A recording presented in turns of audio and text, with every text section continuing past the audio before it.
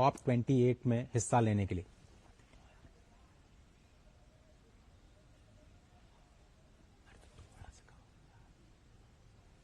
सीधी तस्वीरें हम आप तक पहुंचा रहे हैं दुबई। COP28 में हिस्सा लेने के लिए जो आधिकारिक सत्र की शुरुआत होनी है, उसमें प्रधानमंत्री मोदी के संबोधन का पूरी दुनिया को इंतजार है। आपको बताएं कि COP26 के दौरान प्रधानमंत्री ने 5 पंचामृत दुनिया के सामने रखे थे, जिसमें 2070 तक भारत को कार्बन न्यूट्रल बनाना, 2030 तक जो एनडीसीज तय किए गए हैं उसमें विकासशील देशों की क्या भूमिका हो, उस पर उन्होंने पूरी दुनिया को भारत की तरफ से पंचामृत दिए थे। और COP27 में यानी 1 साल पहले भारत ने जो प्रगति की है, उन लक्ष्यों को प्राप्त करने के लिए जो भारत को हरित ऊर्जा की दिशा में एक अग्रणी देश बनाते हैं, उनकी एक रूपरेखा दुनिया के सामने रखी गई थी।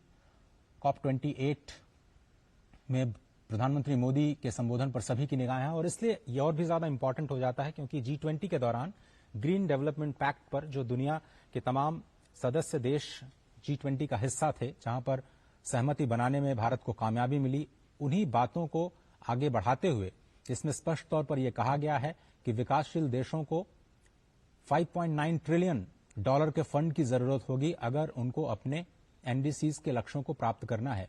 जलवायु परिवर्तन में क्लाइमेट फाइनेंस और क्लाइमेट फ्रेंडली तकनीक, ये दोनों चीजें बहुत ही इंपॉर्टेंट हैं जो कि विकासशील देशों के पास नहीं है।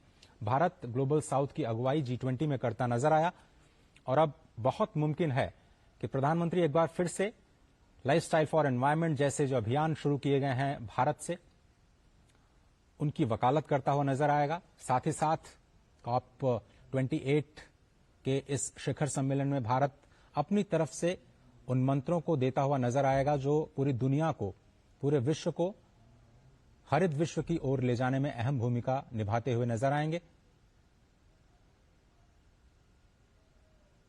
प्रधानमंत्री का स्वागत यूएई में परंपरागत तरीके से छठी बार है जब प्रधानमंत्री यूएई के दौरे पर पहुंचे हैं अपने 2014 से कार्यकाल संभालने के बाद।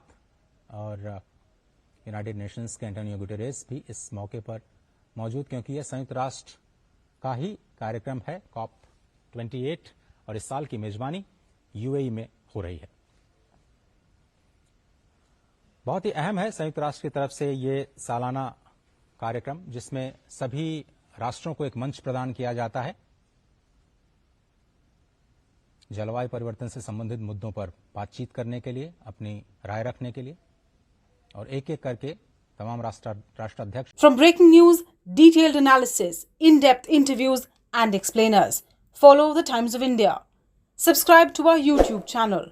Don't forget to like our videos and hit the bell icon to stay updated with the latest.